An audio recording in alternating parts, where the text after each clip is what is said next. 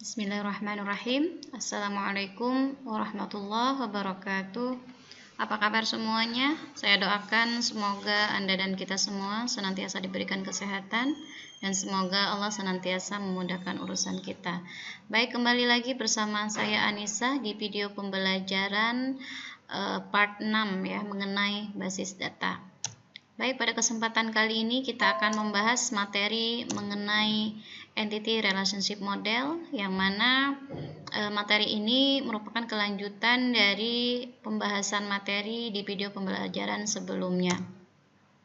Baik, pada kesempatan kali ini kita akan membahas mengenai pemetaan ya, atau mapping, di mana pengertian dari pemetaan atau mapping ini adalah asosiasi pemasangan sejumlah entity dengan entity lain dalam kelompok relasi pada relasi biner, yaitu relasi antara dua kelompok entity. Berarti relasi biner ini ada relasi atau relationship yang berhubungan dengan dua buah relasi ya.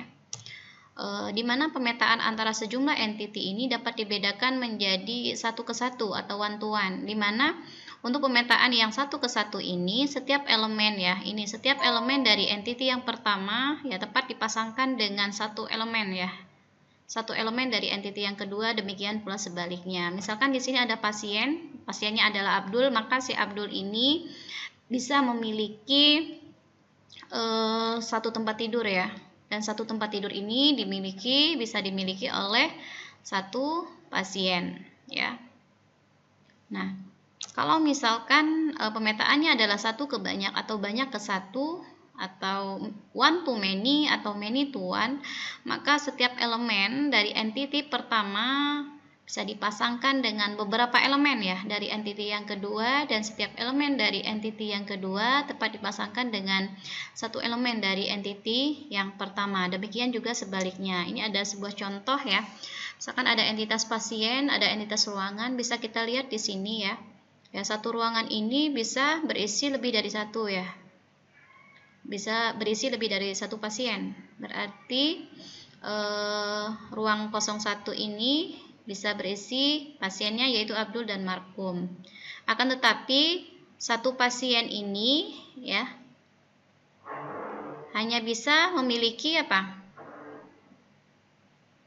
Satu ruangan ya. Jadi Abdul ruangannya ini, kemudian Marhum juga punya ruangannya satu yaitu ruang 01. Begitu juga dengan Kumkum ya.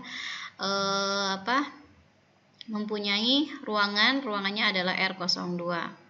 Ya, begitu juga dengan kwitansi dan mahasiswa. Bisa dilihat di sini ya, bahwa Santi ini bisa memiliki lebih dari satu.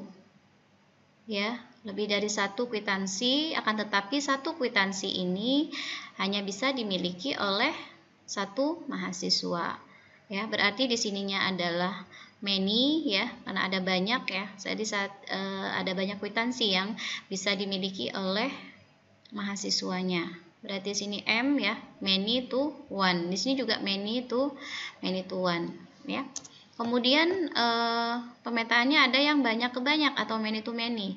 Bahwasanya untuk banyak ke banyak ini setiap elemen dari entity pertama bisa dipasangkan dengan beberapa elemen ya dari entity yang kedua, dan setiap elemen dari entity kedua juga bisa dipasangkan dengan beberapa elemen dari entity yang pertama. Nah, maksudnya seperti apa? Bisa kita lihat biasanya di sini pasien ya. Pasien yang bernama Abdul ini satu elemen dari entity yang pertama yaitu pasien Abdul ini sebenarnya dia bisa apa? Mempunyai atau memiliki lebih dari satu dokter ya, bisa Basuki, bisa juga nanti dihubungkan dengan Paijo misalkan ya. Nah, begitu juga dengan dokter ya. Dokter Paijo ini bisa memeriksa lebih dari satu pasien ya, bisa Kumkum ya, bisa Marhum, bisa Abdul. Ini bisa dihubungkan ke sini, ini juga bisa dihubungkan ke sini. Berarti pemetaan untuk pasien ya dengan dokter ini pemetaannya adalah many to many ya. Begitu juga dengan mata kuliah dan mahasiswa. Ya, di sini ada elemen mata kuliah ya, di mana ada PBD, PTI dan Office Automation, di mana PBD ini bisa diikuti oleh lebih dari satu mahasiswa ya, yaitu Santi dan Santo. Nah, begitu juga dengan Santi ya. Santi ini bisa mengambil ya lebih dari satu mata kuliah. Dia bisa ambil mata kuliah PBD, bisa juga ngambil mata kuliah Office Automation, bisa juga mengambil mata kuliah PTI. Maka pemetaan untuk mata kuliah dan mahasiswa juga pemetaannya adalah yang many to many. Nah, selanjutnya kita akan membahas mengenai transformasi model data dengan menggunakan diagram IR ke basis data fisik, di mana untuk melakukan transformasi model data dengan menggunakan diagram IR atau Entity Relationship Diagram ke basis data fisik dapat dilakukan dengan ketentuan sebagai berikut. Yang pertama, setiap himpunan entitas nantinya akan menjadi atau diimplementasikan menjadi sebuah tabel atau file ya. Kemudian dalam proses menjadikan himpunan entitas tersebut menjadi sebuah tabel atau file akan dilakukan terlebih dahulu transformasi namanya. Yang perlu digarisbawahi ini kita akan melakukan transformasi ke logical record structure dengan ketentuan sebagai berikut ya. Ketentuannya adalah sebuah himpunan relasi atau relationship kadang disatukan kadang dipisah dengan himpunan entitasnya. Jadi nantinya akan sangat bergantung kepada kardinalitasnya atau tingkat hubungan antara satu himpunan dengan himpunan entitas dengan himpunan entitas yang lainnya. Apakah dia tadi termasuk yang one to one atau one to many atau many to one gitu ya, atau many to many. Nah, jika kardinalitas relasinya adalah one to one, maka pedoman penggabungannya akan berbeda ya dengan yang kardinalitasnya adalah one to many, dan one to many juga akan berbeda ya pemetaannya atau penggabungannya dengan yang memiliki kardinalitasnya adalah many to many. Ini adalah salah satu contoh ya pedoman transformasi IRD ke relasi ya. Jadi nantinya satu entitas ini akan menjadi satu tabel tersendiri ya. Jadi pada saat kita ingin mentransformasikannya ke logical record structure, maka nantinya ya nama entitas ini akan menjadi nama LRS-nya. Kemudian atribut-atributnya ini akan berada di dalam kotak ya, akan berada di dalam kotak seperti ini ya.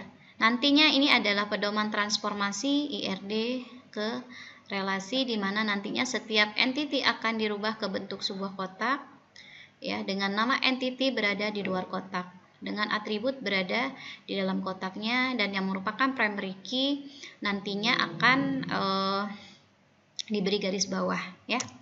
Nah, kemudian untuk pedoman transformasi IRD ke relasi ini pada dasarnya sangat ditentukan oleh tingkat kardinalitasnya. Apakah dia one to one, apakah one to many atau many to many ya. Dimana nantinya jika kardinalitasnya adalah one to one, maka relasi ini pedoman penggabungannya bisa ke arah weak entity atau ke entity yang membutuhkan referensi, atau dia juga bisa ke entity dengan jumlah atribut yang lebih sedikit, yaitu pedoman penggabungannya. Ini contohnya, misalkan ada entitas pegawai punya jabatan, maka nantinya relasi punya akan ikut kemana, tergantung kebutuhannya atau kondisinya itu seperti apa. Jadi relasi bisa dihubungkan ya, atau bisa digabungkan dengan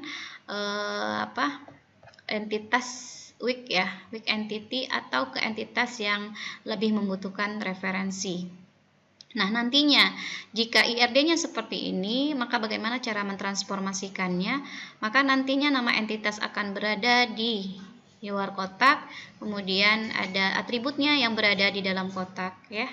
Karena relasi digabungkan ke pegawai, maka nanti akan ada panah yang mengarah ke arah pegawai seperti ini ya. Nantinya satu LRS ini akan kita jadikan satu tabel tersendiri nantinya ya. Kemudian untuk yang transformasinya adalah one to many ya. Jika one to many, maka relasi sebenarnya akan memudahkan kita ya untuk menentukan atau menggabungkan ya, kemana nanti relasi ini akan digabungkan ya. Maka kalau kardinalitasnya adalah one to many, maka nanti relasi ini ya akan digabungkan ke many. Kemudian kalau many to many, nantinya relasi tidak akan ikut kemana-mana, akan tetapi relasi akan berdiri sendiri seperti ini ya. Nah, ini ada contohnya untuk transformasi yang kardinalitasnya adalah many to many ya. Ini contohnya. Kemudian nantinya ya, setiap satu LRS ini ya akan menjadi satu tabel tersendiri, di mana ya nama LRS nantinya akan menjadi nama tabelnya. Kemudian setiap satu atribut ya akan menjadi satu kolom di dalam tabel. Misalkan di sini akan ada NIM, nama, alamat, tempat lahir, tanggal lahir, dan jenis kelamin ya. Nah, bentuknya akan menjadi seperti ini ya. Jadi nanti ini akan menjadi tabel mahasiswa ya, ada LRS mahasiswa. Kemudian mata kuliah juga ya, nanti akan menjadi tabel tersendiri. Begitu juga dengan ikut akan menjadi tabel tersendiri seperti ini ya. Nah, ini juga bisa dilihat ya. Nantinya setiap tabel kita akan menentukan ya mana yang merupakan primary key-nya. Yang merupakan primary key silakan nanti diberi garis bawah seperti ini ya. Nah, bisa juga alternatifnya seperti ini kita gambarkan ya. Jadi ini adalah merupakan primary key, ini juga primary key. Gabungan dari dua atribut ini akan menjadi primary key. Oke. Baik, mungkin itu saja ya yang perlu saya sampaikan pada kesempatan kali ini. Terima kasih atas perhatiannya. Insya Allah kita ketemu lagi di video pembelajaran selanjutnya. Sampai jumpa. Wassalamualaikum warahmatullahi wabarakatuh.